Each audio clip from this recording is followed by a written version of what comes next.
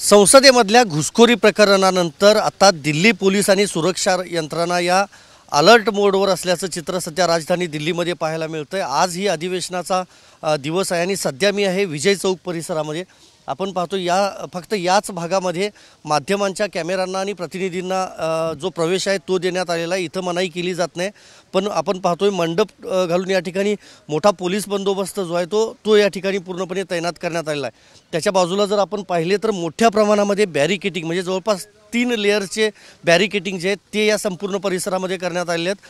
आणि north block south block सोबतच जुनं संसद भवन असेल, नवीन संसद भवन असेल, तिथे येणारे जे कर्मचारी आहेत त्यांची देखील कसून अशी तपासणी जी आहे किंवा त्यांची जी चौकशी आहे ती केली जाते। आपण समोर पाहतोय त्या ठिकाणी दररोज येणारे हे कर्मचारी आहेत, मात्र त्यांचे आय कार्ड्स चेक केले जात आहेत, त्यांच्या बॅग्स देखील चेक केल्या जात आहेत आणि त्यानंतरच त्यांना प्रवेश दिला जातोय। खरं तर सुरक्षा यंत्रणेमधली एक मोठी त्रुटी जी आहे ती कालच्या या घटनेनंतर पाहायला मिळाली आणि त्यामुळेच नवीन जी सुरक्षा यंत्रणा आहे ती आता अस्तित्वात येणार आहे। संसदेच्या सगळ्या गेटवर मेटल डिटेक्टर बसवले जाणार आहेत, बॉडी स्कॅनर देखील बसवले जाणार आहेत आणि लोकसभा सचिवालयानं गृह मंत्रालयाच्या मुख्य सचिवांना एक पत्र लिहून संसदेतल्या सुरक्षा यंत्रणेचा दररोज आढावा जो आहे तो सादर करण्याचे निर्देश देखील दिलेले आहेत।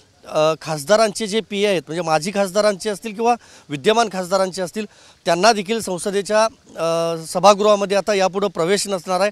व्हिजिटर्स जे असायचे त्यांना प्रवेश नसणार आहे आणि पार्टी पास जो असायचा म्हणजे कार्यकर्त्यांना पक्षाच्या पासवर जो प्रवेश दिला जायचा त्याला देखील पूर्णपणे बंदी घालण्यात आली आहे हे अधिवेशन संपेपर्यंत।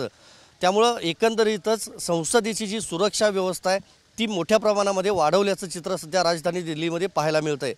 व्हिडिओ जर्नलिस्ट विनोद कुमारसह मी संदीप राजगोळकर, TV9 मराठी, विजय चौक, नवी दिल्ली।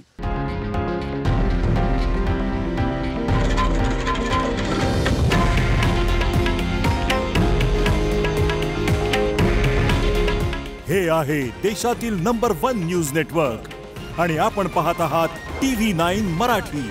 काळजी तुमची, हित महाराष्ट्राचं।